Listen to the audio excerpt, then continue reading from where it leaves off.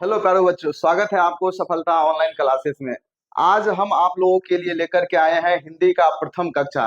जैसे कि आप लोगों को हम बोले हुए थे नेक्स्ट वीडियो में क्लास के साथ मिलेंगे, तो चलिए 12th क्लास का हिंदी पद खंड का जो प्रथम चैप्टर है वो है आपका करवक।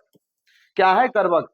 इसका जो राइटर है मलिक मोहम्मद जैसी साहब है। ठीक है, संपूर्ण हिंदी अर्थ के बारे में करवक का जो संपूर्ण हिंदी अर्थ है समझिए, उसको एकदम लयबद्ध तरीके से जो है हम पढ़ेंगे और एकदम फुल एनर्जी के साथ जो है ना आपको हम बताएंगे। आप लोग तैयार रहिए और एकदम गौर से सुनिए, एकदम लयबद्ध तरीके से आपको जो है पंक्ति बाय पंक्ति आपको हम समझाएंगे।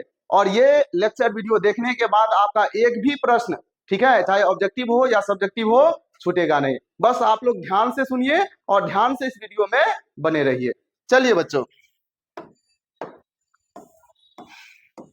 हाँ, सबसे पहले इस चैप्टर को स्टार्ट करने से पहले जो है लेखक परिचय के बारे में हम लोग जानकारी ले लेते हैं। ठीक है, क्योंकि यहाँ से बहुत सारा जो है वस्तुनिष्ठ प्रश्न जो है बनता है और ध्यान से देखेंगे। ठीक है, देखिए मलिक मोहम्मद जैसी साहब का जो जन्म है वो 15वीं सदी उत्तरार्ध अनुमानत सन 1492 में। कहने का मतलब अनुमानतः बताया गया है कि मलिक मोहम्मद जैसी साहब का जो जन्म है वो कब हुआ है? 1492 ईस्वी में। कहने का मतलब 15वीं शताब्दी के उत्तरार्ध जो है उसका जन्म माना जाता है। ठीक है, चलिए देखिए आगे है उनका निधन। निधन भी जो है अनुमान लगाया गया है कि 1548 के आसपास जो है ना उसका निधन हुआ है।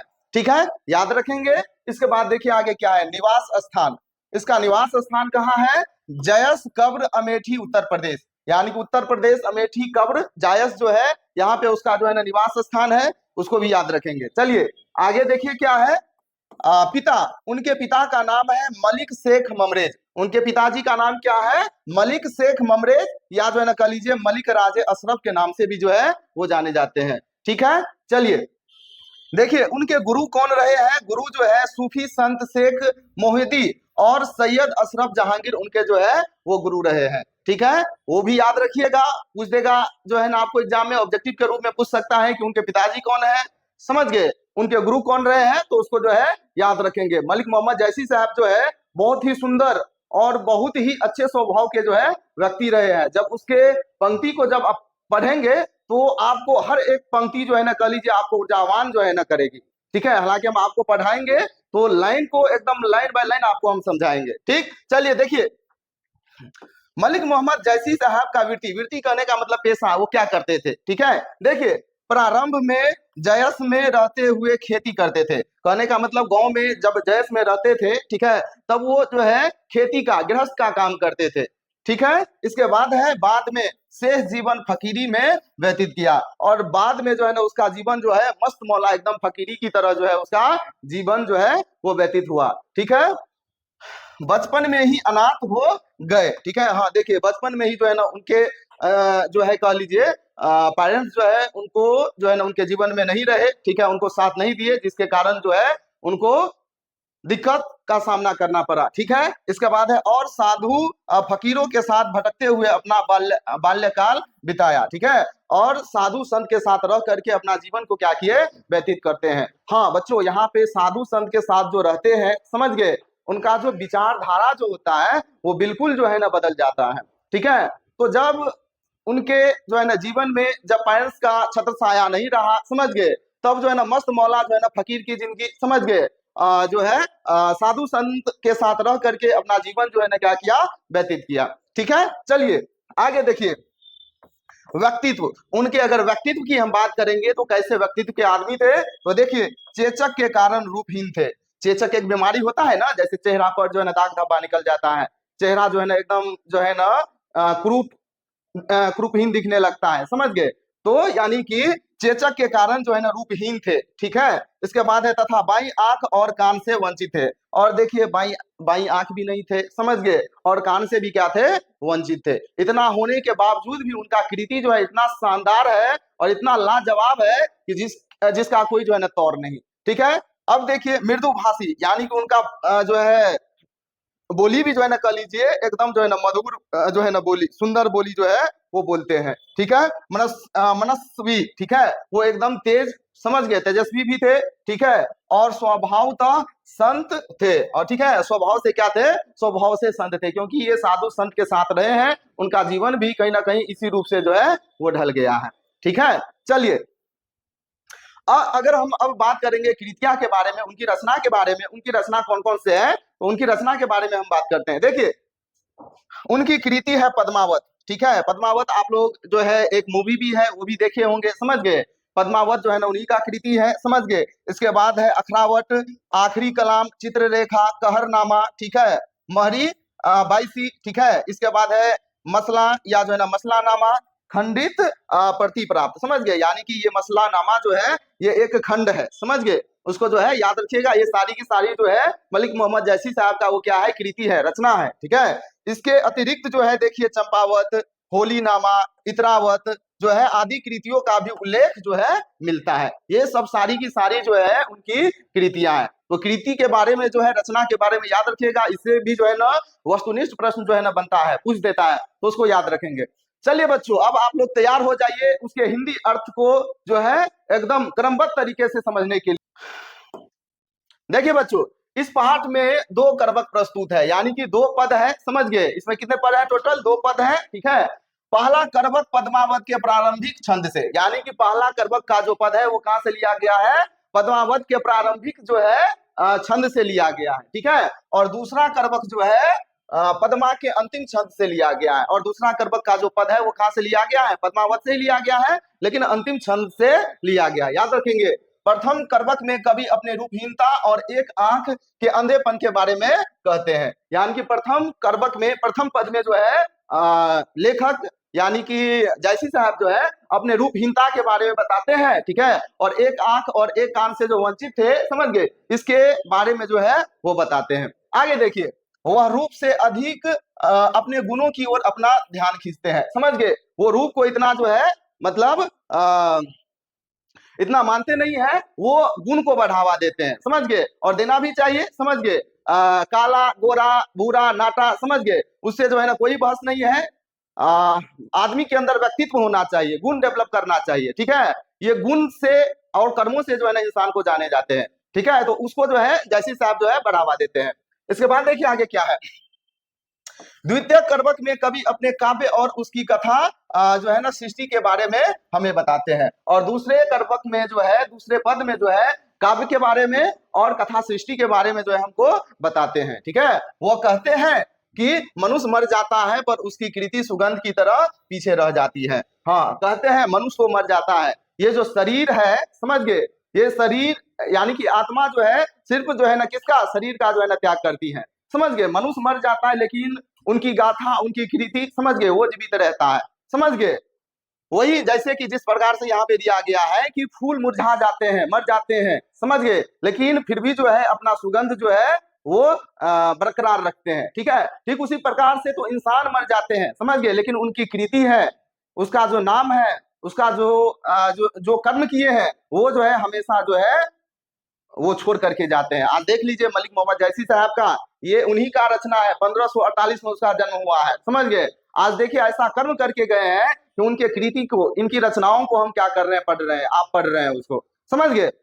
चलिए बच्चों, अब आ जाते हैं उसके लाइन पे। ठीक है, ये करवक का जो पद है जो है उसके लाइन को देखिए, समझिए, और बढ़िया से उसको अर्थ को जो है ना एकदम बढ़िया से समझेंगे। देखिए, एक नैन कवि मोहम्मद गुनी, सोई विमोहा जेई कवि सुनी। यानी कि मलिक मोहम्मद जैसी साहब जो थे वो एक ही नैन के थे, एक ही आंख के थे, समझ गए, एक ही जो है, क्योंकि बाया आंख तो उनका क्या था, बाएं आंख से तो वंचित थे, समझ गए।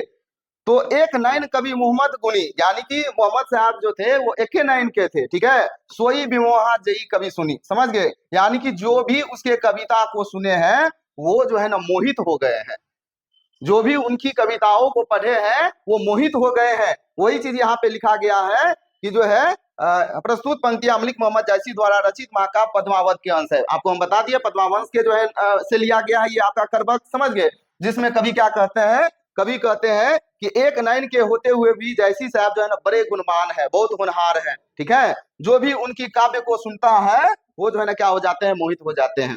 ठीक है, चलिए उसके दूसरा लाइन को देखिए, हम आपको बता रहे हैं, पेन कॉपी लेकर के भी जो है ना आप तैयार रहिए। ठीक है, क्योंकि हम यहाँ पे भावार्थ भी जो है ना आपको लिख दिए हैं ताकि जो है ना कहीं दिक्कत नहीं हो। ठीक है, चलिए देखिए बच्चों, अगला जो आपका लाइन है वो लाइन देखिए,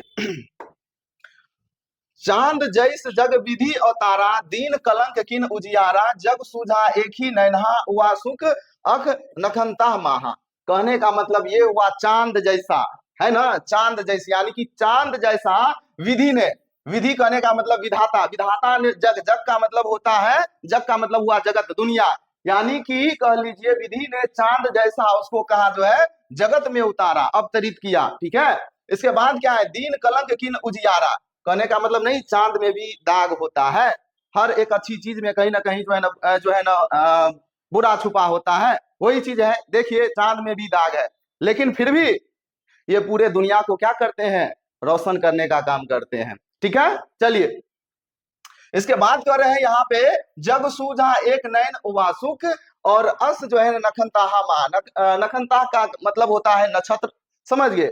देखिए क्या है इसमें, क्या कर रहे हैं, जिसमें कवि कहते हैं कि ईश्वर ने उन्हें चंद्रमा की तरह इस धरती पर क्या किया है, उतारा है। ठीक है, लेकिन जैसे चंद्रमा में कमी है, वैसे कवि में भी फिर भी कवि चंद्रमा की तरह अपने काव्य पूरे संसार में फैला रहे हैं, अपनी काव्य से पूरे संसार को क्या कर रहे हैं, जगमगा रहे हैं। ठीक है, जिस प्रकार अकेला शुक्र नक्षत्र के बीच उदित है, जिस प्रकार से जो है ना आपको यहाँ पे जो है नखनता का मतलब होता है जो है ना नक्षत्र होता है, जिस प्रकार से जो है ना कह लीजिए अकेला शुक्र जो है नक्षत्र में उदित होता है, ठीक है, उसी प्रकार कवि ने भी अपनी एक ही आंख से दुनिया को भली भांति समझ लिया, एक ही नयन के होते हुए जो है ये पूरे दुनिया को जो है समझ लिए हैं। ठीक है, और अपनी काव्य रचना से क्या करते हैं, पूरे दुनिया को जो है क्या कर रहे हैं, अपनी जो है प्रकाश को जो है ना फैला रहे हैं। इसके बाद अगला लाइन है बउआ, ध्यान से देखेंगे, जो लही अम्ब ही डाब न होई, तो लही सुगंध बसाई न सोई, यानी कि जो लही, जब तक, अम्ब ही मतलब आम्ब, जब तक आम्ब में डाब न हुई, डाब कहने का मतलब होता है पेच, समझ गए, जब तक आम्ब में क्या होता है, डाब नहीं होता है, तो लही सुगंध बसाई न सोई, तब तक आम में सुगंध नहीं होता है, तब तक जो है ना आम पकता नहीं है। तो हर चीज में जो है अच्छाई के साथ, ठीक है, वो बुराई जो है वो छिपा रहता है, तो उसको जो है ना देख करके चलेंगे। ठीक है, चलिए देखिए अगला लाइन है, कीन समुद्र पानी जो खारा, तो अति भय असुज अपारा। कह रहे हैं कि समुद्र का पानी, देखिए किन समुद्र पानी जो खारा, समुद्र के पानी कैसा होता है, खारा होता है कि नहीं, लेकिन फिर भी इस जगत में जो है ना समुद्र का पानी देख लीजिए क्या है, एकदम अपार है, क्या है, अपार है, लेकिन फिर भी किसी का जो है ना प्यास को जो है बुझा सकती है, नहीं बुझा सकती है, तो इसमें भी दोष है, समझ गए, हर व्यक्ति में जो है ना दोष है, समझ गए, कोई भी जो है ना पूर्णता नहीं है, समझ गए, गलती होता है, गलती से हमको सीख लेना चाहिए, समझ गए, और आगे बढ़ना चाहिए। ठीक, चलिए अगला लाइन को हम समझते हैं। देखिए अगला लाइन जो है क्या है बुआ, इसमें है कि जौ सुमेरु त्रिशूल विनाशा, भा कंचन गिरी आग आकाशा। सुमेरु पर्वत, जब तक सुमेरु पर्वत पर त्रिशूल नहीं मारा गया, जब तक, देखो दोष है, त्रिशूल मारा गया इसमें, भा कंचन गिरी आग आकाशा, तब तक जो है ना कह लीजिए वो पर्वत जो है वो कंचन गिरी नहीं कहलाया। आज देख लो कंचन गिरी बन करके जो है ना आकाश में जो है वो छा रहा है, इसमें भी दोष है। ठीक है, चलिए देखिए वही चीज इसमें कह रहे हैं, जिसमें कवि कहते हैं कि जब तक सुमेरु पर्वत को त्रिशूल से नष्ट नहीं किया गया, तब तक वह सोने का नहीं हुआ। ठीक है, याद रखेंगे, उसके बारे में भी बहुत पुराना जो है ना उसका गाथा रहा है, उसके बारे में आपको डीपली जानकारी लेना होगा, समझ गए, वो कभी हम आपको बताएंगे। ठीक, इसके बाद देखिए, जौ लही घड़ी कलंक न परा, कांच हुई नहीं कंचन करा। इसका मतलब देखिए बहुत अच्छा लाइन है ये। ठीक है, देखिए क्या है, प्रस्तुत पंक्तियों में कभी क्या कहते हैं, कहते हैं कि जब तक घेरिया सोना गलाने वाला पात्र में सोने को गलाया नहीं जाता, तब तक वह कच्ची धातु सोना नहीं बनता। सोना बनने के लिए, बेशकीमती चीज बनने के लिए उसको गलाया जाता है, तपाया जाता है। ठीक है, तो कहा भी गया है ना कि अगर सूरज की तरह अगर बनना है तो सूरज की तरह जो है वो जलना भी पड़ेगा। ठीक है, तो सूरज की तरह जो है जलना पड़ेगा, और कहा भी गया है संघर्ष ही जीवन है, संघर्ष नहीं करेंगे तो आगे बढ़ेंगे नहीं, तो संघर्ष करते रहिए और आगे बढ़ते रहिए। ठीक है, अगर सोना बनना है, बेशकीमती चीज बनना है, तो गलना तपना पड़ेगा आपको।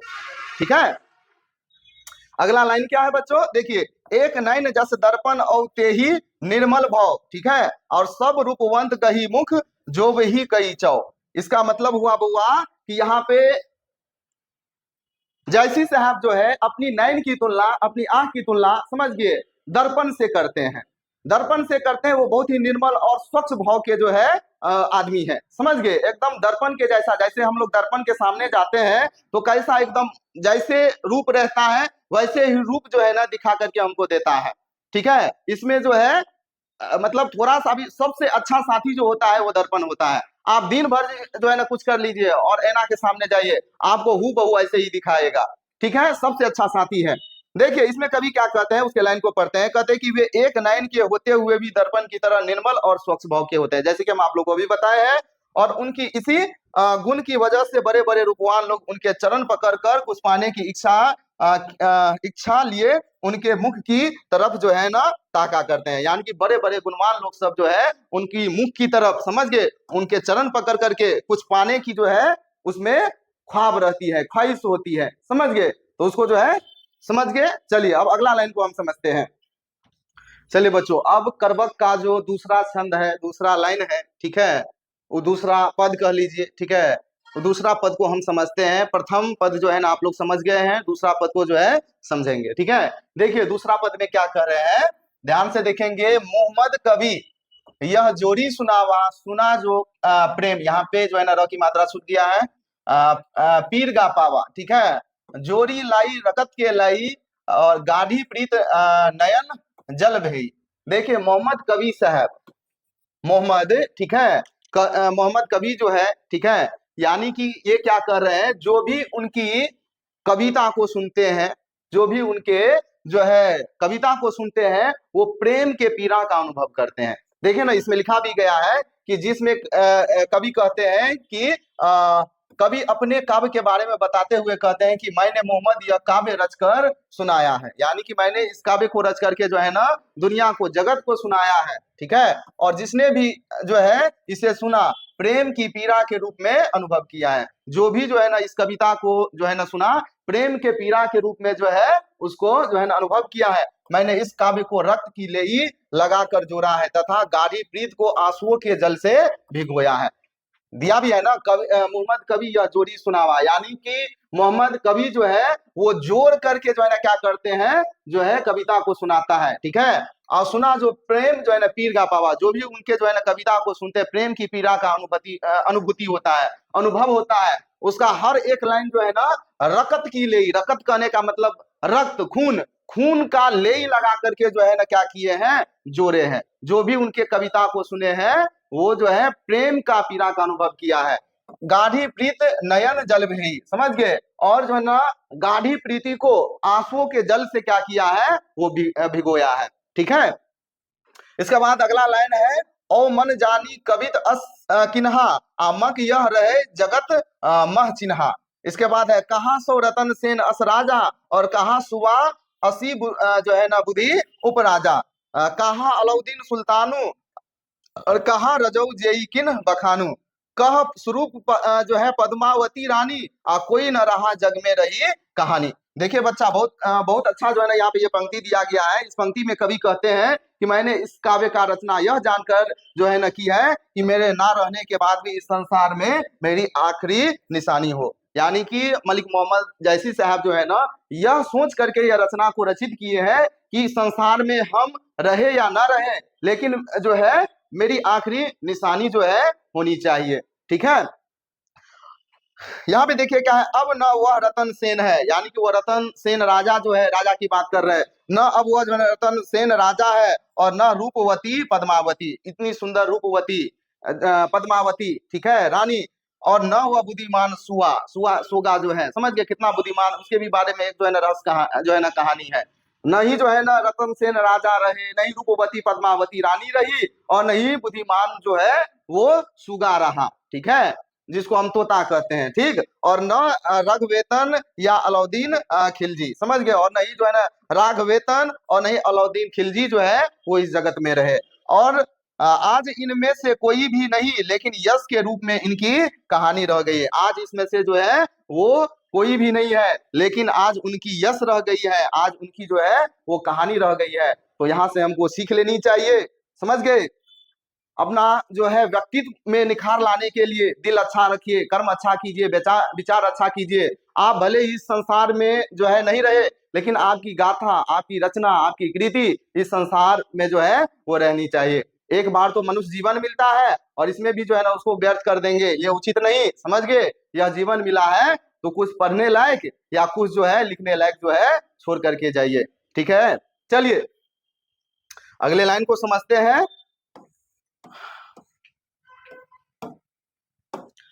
देखिए बच्चों, अगला लाइन है, धानी सोई जस कीर्ति जासु, फूल मरे पर मरे न बासु। ठीक है, हाँ देखिए, यानी कि धानी सोई जस कीर्ति जासु, यानी कि धन है वह व्यक्ति, धन है वो पुरुष, ठीक है, जिनका कीर्ति जो है क्या है, जिनका कीर्ति जो है यहाँ पे जो है ना इस संसार में है, ठीक है। फूल मरे पर मरे न बासु, फूल जो है ना मुरझा जाते हैं, मर जाते हैं, लेकिन फिर भी अपना खुशबू जो है वो बिखेरते रहते हैं। देखिए यही चीज यहाँ पे दिया गया, जिसमें कवि कहते हैं कि वह पुरुष धन है जिसकी कीर्ति और प्रतिष्ठा इन संसार में है, उसी तरह रह जाती है जिस प्रकार पुष्प के मुरझा जाने पर उसका सुगंध जो है वो बरकरार रहता है, ठीक है। अपना व्यक्तित्व ऐसा बनाइए कि आपके व्यक्तित्व से जो है हर जगह उजाला है, ठीक है। चलिए अगला लाइन को समझते हैं। अगला लाइन क्या है, केई न जगत जस बेचा, केई न लीन जस मोल, जो यह पढ़ कहानी हम सबे दुई बोल। यानी कि कोई जो है इस जगत में, दुनिया में जस को नहीं बेचा है और नहीं जगत को नहीं जो है ना कि जो है यश को जो है इसका कोई मोल हुआ है। समझ यहाँ पे दिया है, देखिए कवि कह रहे हैं, क्या कह रहे हैं कि इस संसार में यश न तो किसी ने बेचा है और न ही जो है खरीदा है। कोई ने यश को न खरीद सका है, नहीं बेच सका है। उसको खरीद सकता है कोई नहीं खरीद सकता है। ये आदमी जो है ना गुण को अपने अंदर डेवलप करते हैं, समझ गए, और जो है व्यक्तित्व को जो है अपने गुण से उसको निखारने का काम करते हैं, ठीक है। कवि कहते हैं कि जो मेरे कलेजे के खून से रचित कहानी को पढ़ेगा वह हमें दो शब्दों में याद रखेगा। देखिए कवि क्या कहते हैं कि जो भी मेरे कलेजे के खून से, यानी कि ऊपर वाला लाइन में जो है ना आपको बताया गया, रकत की लेई से जो है ना इस कविता को जो है वो लिखे हैं। उसका जो है ना आंख से आंसू आ रहे थे, समझ गए। एक होता है जो है ना कहानी कविता किसी का जो है ना पढ़ करके जो है ना लोग रो पड़ते हैं। आप समझ लीजिए जो इस चीजों को अनुभव करके, समझ गए, लिख रहे हैं, तो समझ सकते हैं कि वो कितने पीड़ा में होंगे, ठीक है। तो जो भी उनके इस कलेजे के खून से रचित कहानी को पढ़ेगा, सब कोई इस कविता को, इस कहानी को जो है दो शब्दों में याद रखेगा, ठीक है। तो बच्चों यह कविता जो है हमको मलिक मोहम्मद जैसी साहब द्वारा रचित इस कविता से हमको यही सीख मिलता है कि व्यक्ति कर्म से अच्छा बनता है, ठीक है। कर्म गुण, समझ गए, विचार अच्छा रखिए, समझ गए, वही आपको हमेशा के लिए जीवित रखेगा। आप यहाँ पे है, समझ गए, कल जो है नहीं रहेंगे, लेकिन आपकी द्वारा जो है रचित जो कहानी है, कविता है, आपका जो कर्म है वो हमेशा जो है जीवित रहता है। तो कर्म अच्छा कीजिए, ठीक है, यही आपको व्यक्तित्व को निखारने का और बनाने का काम करते हैं, ठीक है। तो बच्चों आज हम इस संपूर्ण हिंदी अर्थ को जो है ना समझाए हैं, और अगर आप लेक्चर को शुरू से अंत तक सुने हैं, समझे हैं, तो अगला जो हम वीडियो लेकर के आएंगे, लेक्चर लेकर के आएंगे, इसमें आपको ऑब्जेक्टिव और सब्जेक्टिव बताया जाएगा, ठीक है। और एक भी प्रश्न जो है ना कह लीजिए कहीं से भी नहीं छूटेगा। जब हम क्वेश्चन आंसर करवाएंगे तो कहेंगे कि सर ये तो आप पूरे जो है ना जितना बताए हैं सारे के सारे समझ में आ गया है, ठीक है। तो यही तो होता है, समझ गए, जितना भी क्वेश्चन है वो क्वेश्चन कहीं ना कहीं जो है ना फुल एक्सप्लेनेशन के साथ अगर पढ़ लेते हैं, समझ गए, तो कहीं से भी जो है ना डाउट होने का चांस नहीं है, ठीक है। चलिए नेक्स्ट वीडियो में हम क्वेश्चन आंसर के साथ मिलेंगे। अभी तक के लिए इतना ही, टाटा बाय बाय।